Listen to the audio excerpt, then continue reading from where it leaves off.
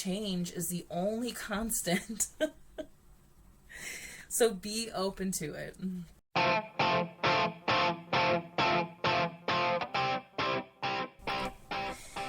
Hey y'all, welcome to Meryl's Mystic. I'm Meryl, and I empower witches, bitches, and dudes to complete themselves in order to have healthier soulmate relationships and more purpose-filled lives. And today, we're here to talk about upcoming Cancer season. Thank you so much for being here. Of course, right as I start, the train is going by. You can probably hear the train. I have to have the windows open because my house is almost 100 years old, and it's hot in Colorado right now, and I can't have the fan in here because then you wouldn't be able to hear me. So you get a little more skin this time, because I kept trying to wear my little cute little shrouds that I have, but it is way too hot, and I spent way too much time on this face to let it sweat off. So I wanted to share with you also kind of my style of reading, because I haven't really done that lately. I am a certified tarot reader. I am an astrology junkie. I've been doing astrology longer, but I don't have a full scope knowledge of it. For some reason, I'm still like grasping all the houses and the conjunctions and like the whole chart thing. It's a lot. But I know enough to connect it with a lot of the tarot stuff. And then I'm also a psychic medium, and I've been really focusing on strengthening those skills that I have.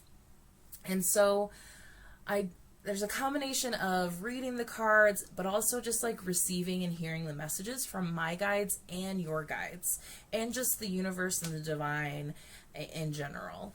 And also I've been really tapping into the messages that I've been just receiving over the last like decade or so, when I really kind of started being on this path. And the image of the bridge always comes up for me. There's very much, my purpose on this earth is to be a healer.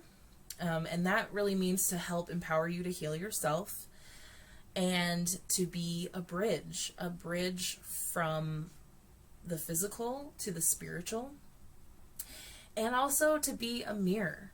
And that is why I share a lot of personal stories with you, is because I'm hoping that my experience and all the lessons I've been learning are gonna shine some light on maybe your experiences and the lessons that you're meant to learn here also. Because I truly believe that we're meant to come to Earth to do work together. This is where the work happens. This is where the lessons are learned. And so my goal is to share the natural energy with you during these natural cycles, because I really believe the more we're in touch with that, then we're more in tune with ourselves.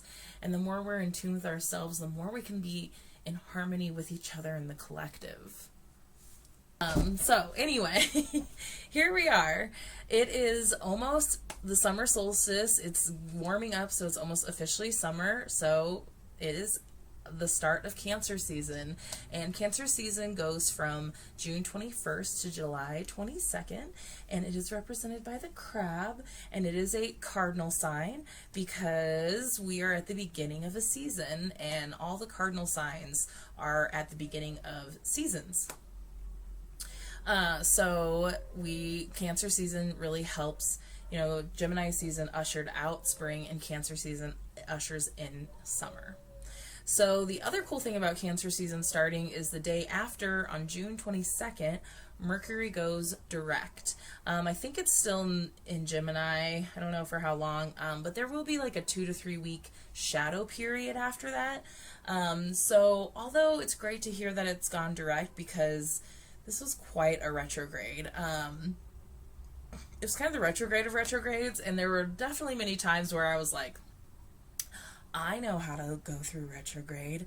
I've practiced this, and I'm gonna take anything that comes at me and any delays, with grace, and that was of course my goal. And I was sharing that with you also, because it really does help get through without like having any major breakdowns. And I don't want it to sound like I'm that person who's like blaming retrograde. However, these things do seem to just happen. I mean, it's just this is cosmic energy. We're affected by the cycles of the moon. Like, our bodies are mostly water. The oceans are connected to that. Like, Mercury is a very close planet. Like, we have like the chemicals of stars in us. So to think that we have no connection and that it has no effect on us just kind of seems silly to me at this point, when there is some science to back up our connection to the universe and to the planets. So just be aware, like, when it goes direct, we don't want to be just like, yeah, like, even though, like, we want to remember that there's still kinks being worked out in those last couple weeks, if there were some lessons that you didn't learn, and nobody comes out of it unscathed, is my point. I've definitely had my moments, but I've definitely, the more retrogrades go on, and the more I'm just kind of tapped into it and prepared, I have less moments during it. And also, it just gives me a little bit of peace of mind, and it has kind of allowed me to just, like, not try to control so much. And that's a lot about it, is, like, really just, like, trusting where you are, trusting that you're supported by the universe and spirit and the divine, and that these things are happening for a reason, too. These delays are happening for a reason. The miscommunications are happening for a reason. It's funny because I was trying to think of an example of when these things are meant to happen. And the thing I thought about, I can't say for sure that this happened to me during retrograde, but it was a very retrograde, or I should say Mercury retrograde, because not all retrogrades are the same. And I'm going to talk about that in a second. But this was a very Mercury retrograde moment. I was like 24, I think. Yeah, I would have been about 24, 25. My mom, I lived in New York for a couple years, and when I decided I wanted to come home, because I was too sensitive for New York, it was great, but it was too much. My mom came and picked me and all my stuff up, and we've been doing road trips for all my life, so she's like a pro driver across country, and she just, like, got her snacks. She barely ever has to stop to pee. Like, she just, like, drives. And she picked me up, and so we packed all my stuff up, and we decided to, like, make a trip of it on the way back. Like, we love road trips. What are we going to see on the way back? So, of course, from New York to Colorado, we had to stop at the Rock and Roll Hall of Fame in Cleveland, Ohio. And the Rock and Roll Hall of Fame is actually in Cleveland, Ohio, because that's where the first rock and roll radio station came from. And if you ever remember the Drew Carey show, like, and their whole thing about, like, Cleveland rocks, like, there's a history there of kind of where rock and roll music, like, the expansion of it really started. And I love rock and roll. I love all music, but there's so many aspects to rock and roll, and it's heavily its influence is so heavy in other types of music. And on a side note, I highly recommend the PBS documentary Rumble, because that really explores how the majority of our rock and roll and, like, rhythm and blues music actually is, its roots are mostly with Native Americans, and there's a lot of roots to rock and roll music that is directly tied to Native American indigenous tribes drumming and the rhythms of their drumming. And it's really cool. Rumble, like, deep history of rock and roll documentary. Go watch it. Understand where your music comes from. Miles Davis is also the reason why we have, like, electronic music and jam bands. So go watch a documentary about Miles Davis too. Anyway, Rock and Roll Hall of Fame, Cleveland, Ohio. I am, like, we are so excited. we called my brother when he was there, and he's like, how dare you call me? I'm so jealous. Like, I can't believe you guys would go without me. And we're like, it was an opportunity. I'm so sorry. Like, and so we're walking up to it, and it's this really cool, like, pyramid-shaped building, and they have, like, a featured artist on one floor of the museum. And the featured artist was Bruce Springsteen.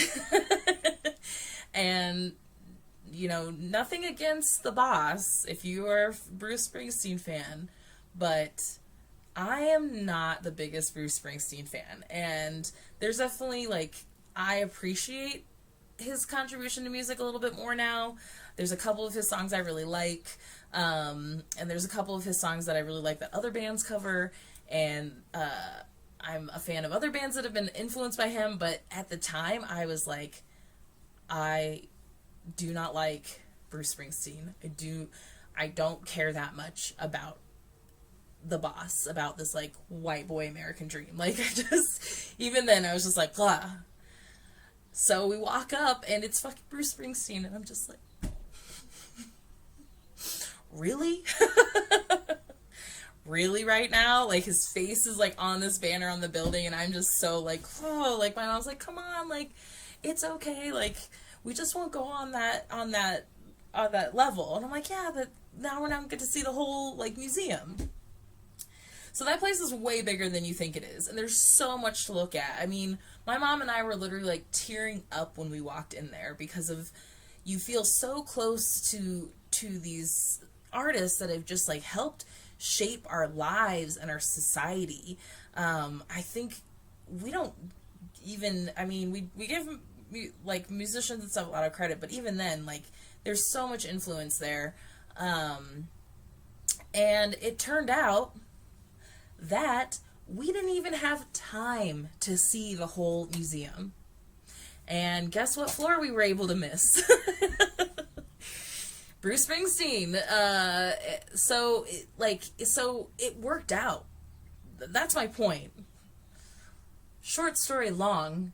My point is that I initially saw this obstacle as, like, an affront to me and my experience and like all this kind of stuff. You know what I mean? Like, when I was young, I took it really personal, and I didn't let it, like, really, I hope I didn't. Looking back now, I don't think I let it completely overshadow the whole experience. But it wasn't until the end where I was like, well, you know, we were like, well, this is perfect, because if that had been somebody that I really admired, like if it had been like Prince or something, like, I would have been so sad if I would have been even sadder than it being the boss if I had to, like, miss any part of that museum. 'Cause it was such a great experience. And I could have, they don't let you take pictures in there. And I could have sworn I took a secret picture of Pink Floyd's The Wall. Like, they have, like, an actual wall in there. And I don't know what happened to that picture. So, the Rock and Roll Hall of Fame's doing something. Anyway, just joking. So I'm sharing this story with you because I hope that it relates to something that you're going through. That a lot of these things that we think are happening to us, in fact, in the bigger grand scheme of things, a lot of the time are happening for us. And unfortunately, there are some really horrible things that do happen to us. And that's, you know, when we become victimized. But there's a lot of things out there that we get so worked up over that really aren't worth our energy, and that a lot of time work out in the long run. So I hope that gives you, like, a little bit of perspective about what all these lessons and what, like, everything that's kind of, like, been stirring up is really there for. So, speaking of retrogrades, and how retrogrades, depending on what planet it is and what sign it is, can be very different and can give us a very different energy. Each planet has a different energy associated with it. Each sign has a different energy associated with it. So on June 20th, right before we begin Cancer season, Jupiter goes retrograde in Pisces, and then it switches to Aquarius on July 28th. Happy birthday, Mom. Until October 18th. And so Jupiter retrograde is not something to be, afraid of. Like we kind of get afraid of Mercury retrograde.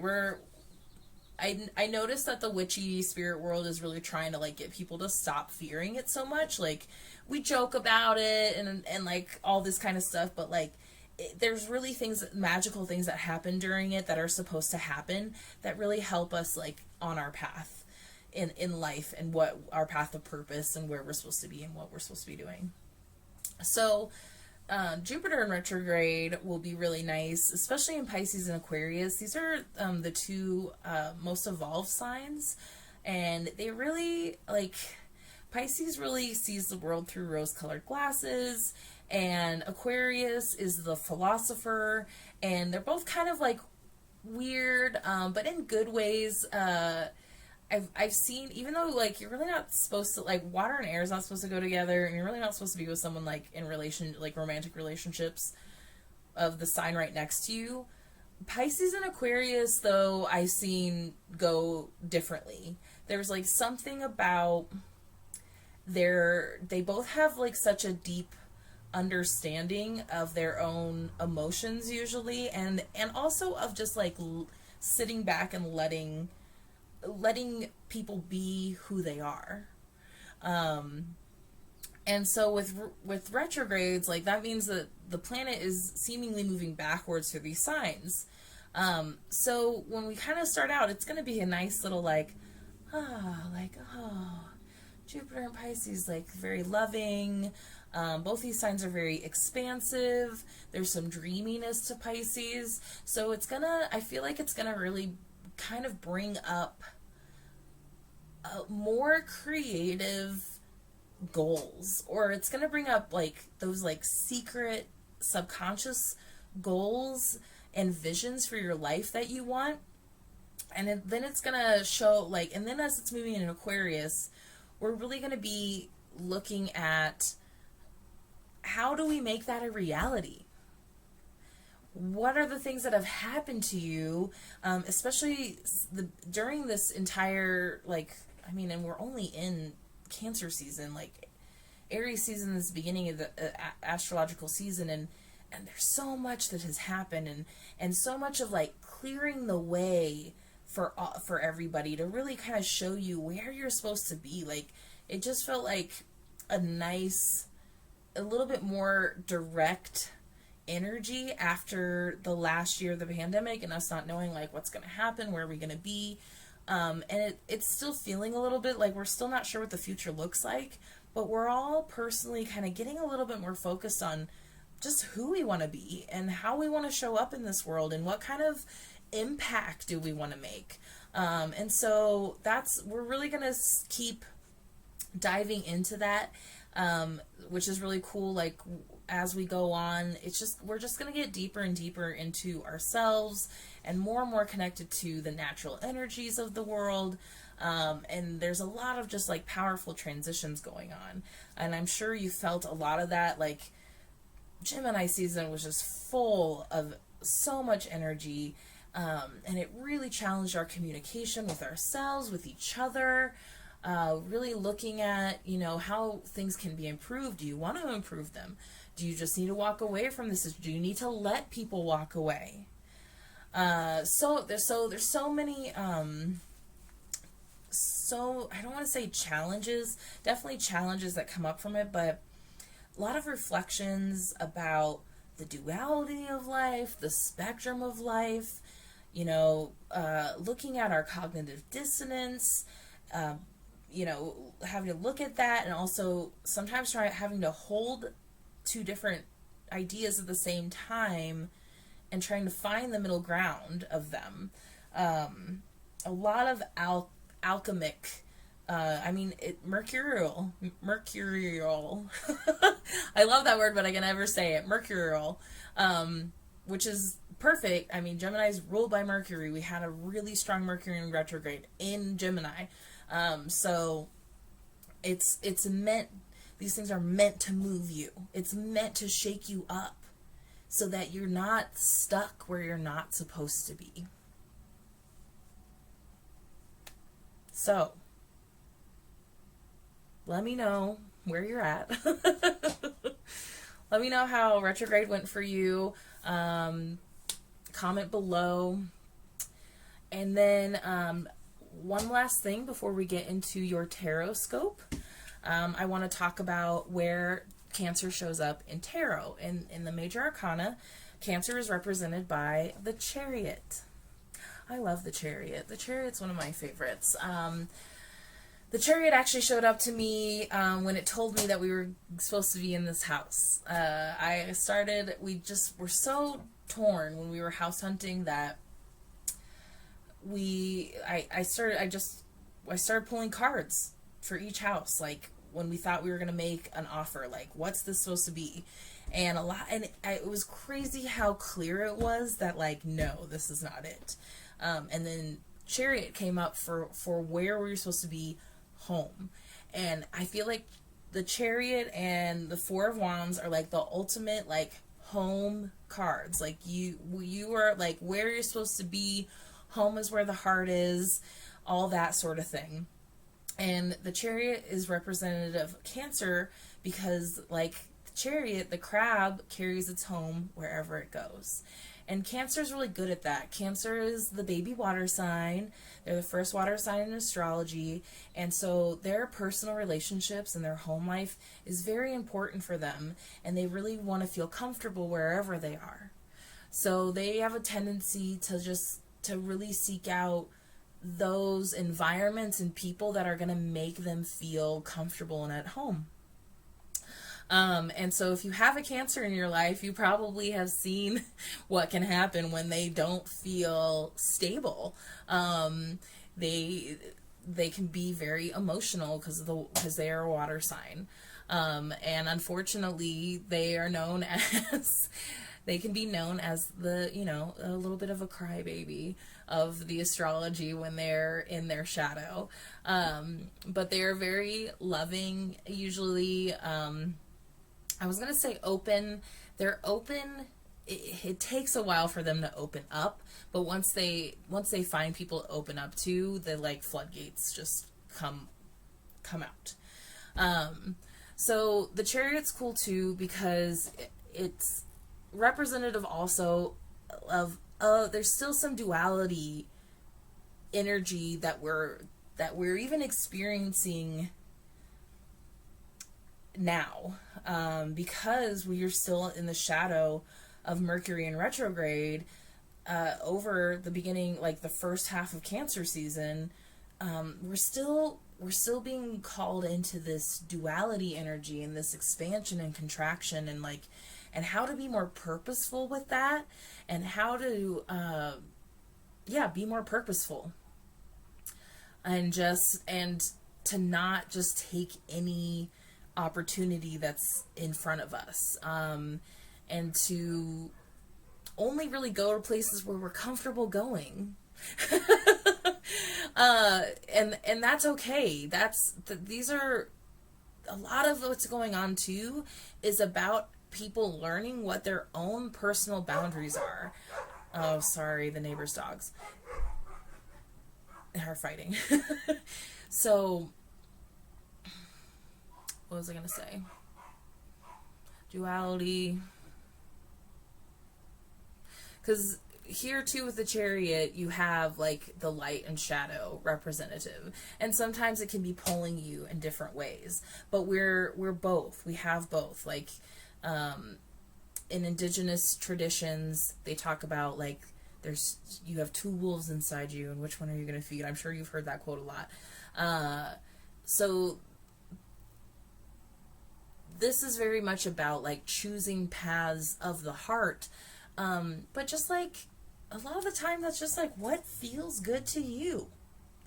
And if there's places that you're being invited to or like opportunities that are coming to you and it just doesn't feel right, I'd say go with that. Especially now, like this is really about kind of being in our feels and not being ashamed of that. really trying to dissolve the people pleaser and putting ourselves first. And I think that can be kind of a challenge with Cancer because the people around them are so important to them, but this is going to be important for everyone because of boundaries. I remember what I was going to say earlier, because boundaries with other people are very important. But I've noticed lately that if you don't first have good boundaries with yourself, if you don't have boundaries with yourself, then how are you going to have good boundaries with other people? If you don't have boundaries set with yourself on how you're going to treat yourself or how you're going to prioritize yourself, then how can you tell somebody no when you don't want to do what they want you to do? Because then we get taken advantage of. Then we're putting ourselves in situations that are going to drain us and are not where we're supposed to be. Okay? So we're really needing, I mean, we always need to tap into this energy. I was like, well, we're really needing this Cancer energy right now. Well, of course we are. That's why we're in this cycle. Okay. So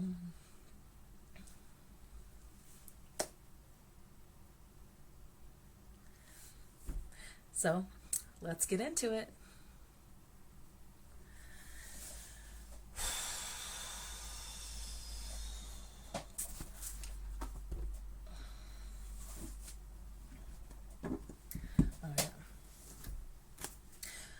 So I lied. One more thing before I get into your individual tarot scopes for the signs. I usually pull like a card for the collective at the end. And I know I think I pulled these last time, but I really was just called to pull one of these postcards from Spirit at the beginning for some reason. So let's do that.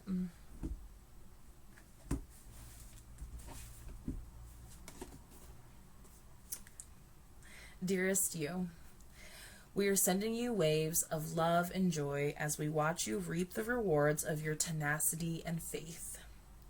We know how long it has taken for you to reach some of our goals, and that you've had disappointments along the way. Right now, we suggest you take a deep breath and fill yourself up with gratitude and tune into the vibration of well-being. Temporary conditions may be trying to hypnotize you into seeing something else as your reality, but we know that happy rewards are on their way to you even now. Change is the only constant, so be open to it. You will achieve your dreams and more, we promise. But more important, your happy rewards will be gathered up in the small moments, the gentle breezes, the soft kisses, and the quiet commitments. Your happiest moments will be on the journey itself, not in arriving at any destination. You are surrounded by so much love and care. Can you feel us? Oh, I love these so much. They really are like love notes from the divine and from Spirit. So funny, because that is literally the theme that we're just coming out with, is change is the only constant. And that is why we do need faith and tenacity. Faith can come up in many different ways. It's not just a religious word. We have to have faith in our families, in our jobs. We have to have trust and faith in ourselves. And trusting that things are really going to work out. It really does. The law of attraction, there really is something behind that. There really is something behind you get what you put out. Karmic law, there's so many explanations for it, different ways of expressing it, that energy.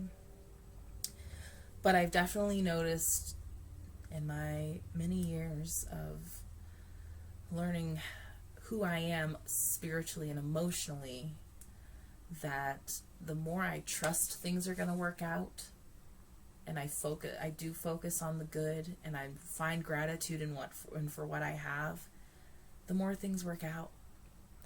And I can say that because I was that person for a long time. My mom tried to tell me what the secret was when that came out, and I rolled my eyes. It's like, there's no way that this is a thing.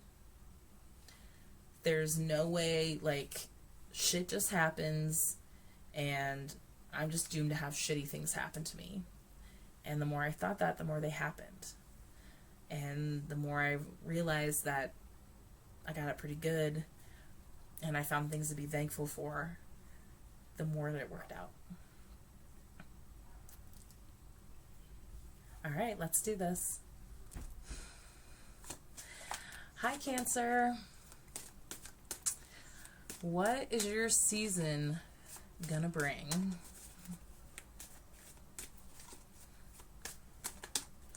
Usually just pull one card. I might bust out a second deck.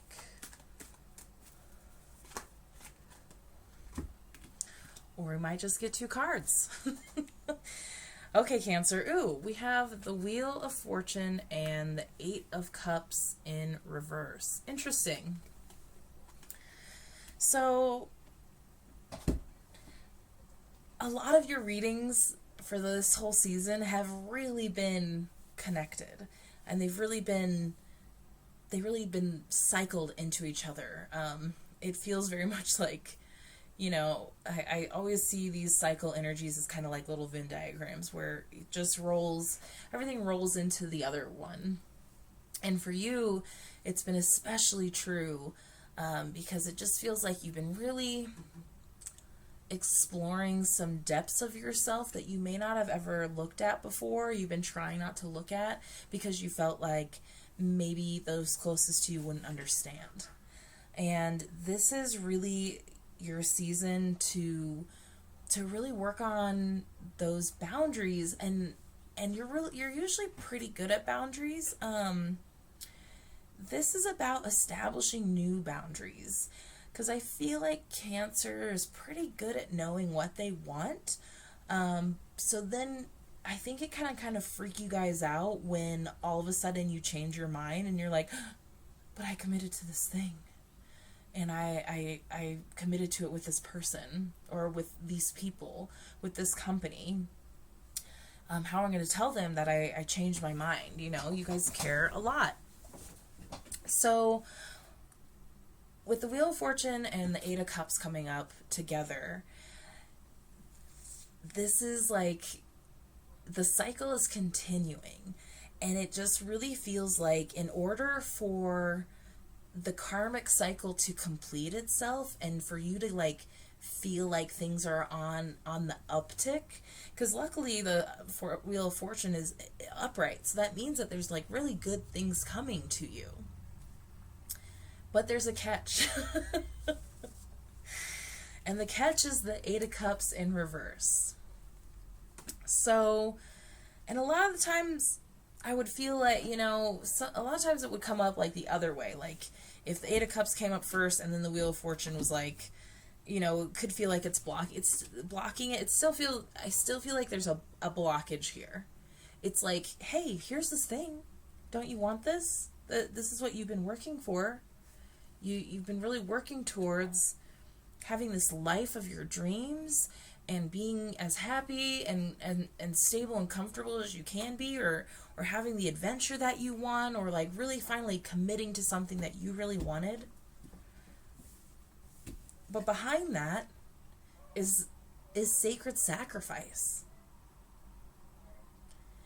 and a need to finally walk away from these things that are no longer serving you, but for some reason you just keep holding on.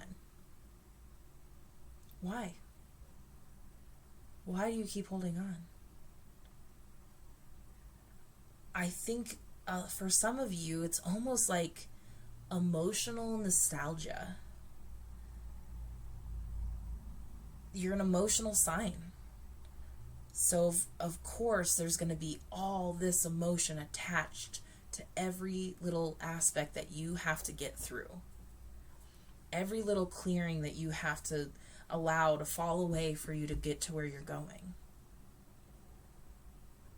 It's going to take longer for you than most people because you have such a deep emotional attachment to all of it. And the more you recognize that, the easier it will be to let these things go.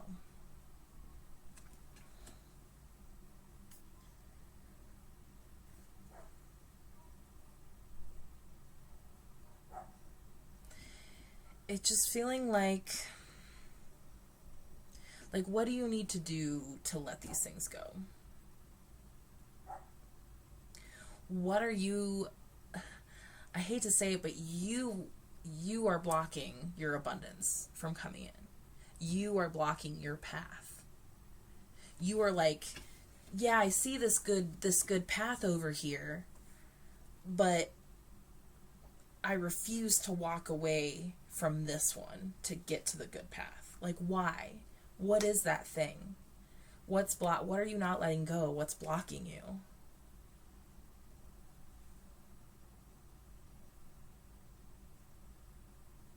I have a feeling that by the new moon, which I cannot remember when the new moon is for your season, I have a feeling that by the new moon, you're going to have a better handle on it. Your new moon in Cancer is, it's near, the new moons are happening near the ends of the season. So you have a good while to figure it out. But your new moon is going to be that opportunity to start on that new path, to accept that abundance, to accept your path of purpose, and to not block it anymore. It feels a little bit like crying over spilled milk. I know the colloquialisms, but you need to let go. It's like they're trying to get you to just let go, man. and you're not doing it for one reason or another. Okay?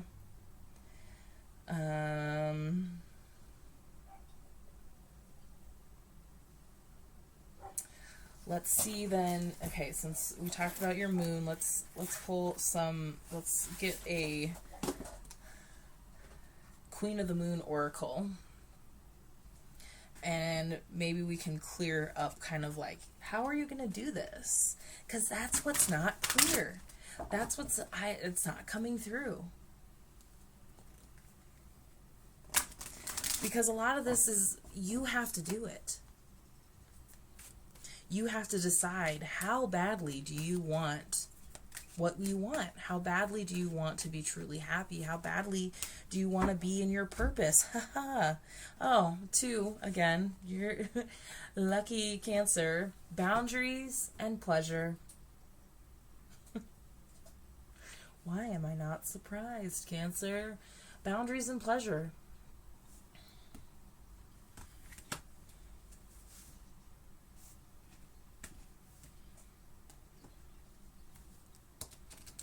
Waxing gibbous 3 and waning gibbous 2. So there's again, an expansion and a contraction going on.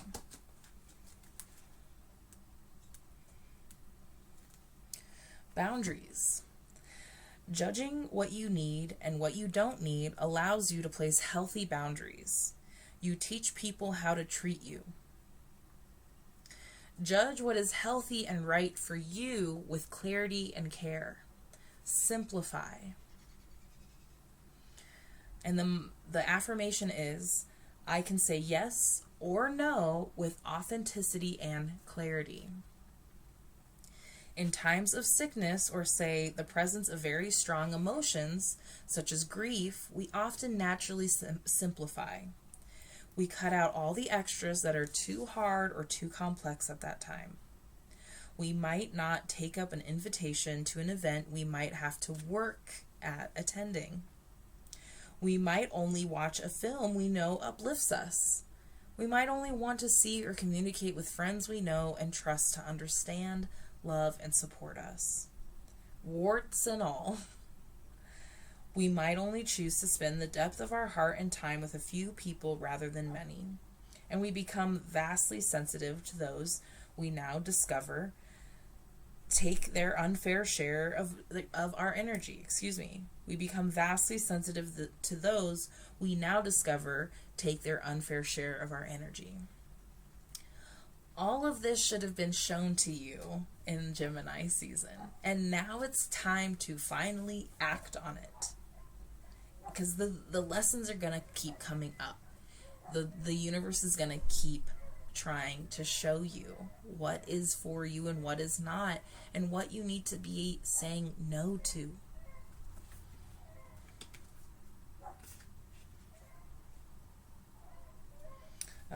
Pleasure. 18. Okay. These are also by Stacy DeMarco. Pleasure. Pleasure has been coming up a lot this year. Are you taking life too intensively or too seriously? The time has come to call in the pleasures of life. Seek lightheartedness at this time. Focus on what makes you happy. Schedule in activities you find pleasurable. The affirmation is, I open myself to the pleasures of life.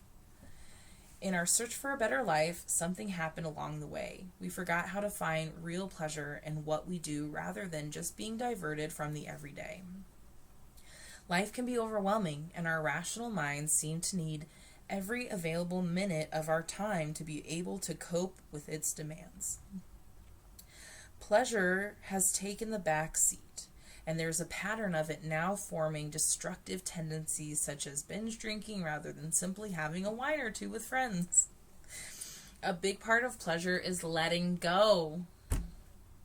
This does not mean surrender or giving up. It simply means handing over all of our administration, stress, and worries for a time and immersing ourselves in something joyful. When we don't allow ourselves to experience pleasure, whether in the form of laughter, play, sensuality, or the development of skill, we remain less than whole and feel a wanting. No fun actually makes us dull indeed.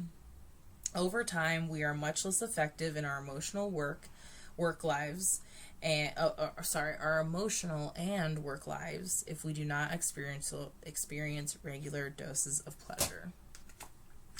So there you go, Cancer. I'm always trying to get more for you guys, for everybody.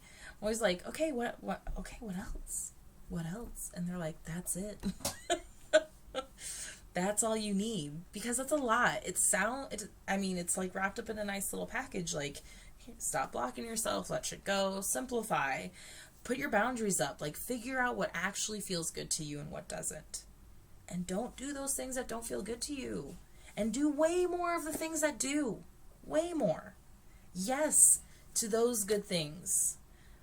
If it's not, I think I got it from my friend Nicole Worth, whose company is Wildly Alive, and she usually says if it's not a hell yes, it's a hell no, and I say if it's not a fuck yes, it's a fuck no. Okay? I need that advice a lot of times still too. And I'm going to tell you what my guides and my dad in spirit tells me all the time. Take it easy, man.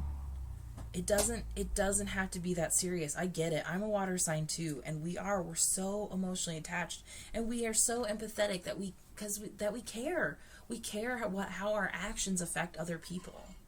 But I've been learning recently that we think our actions sometimes affect people way more than they actually do, especially because you're taking the time and care to say, hey, thank you so much for inviting me. I'm sorry I can't make it this time. It's that simple.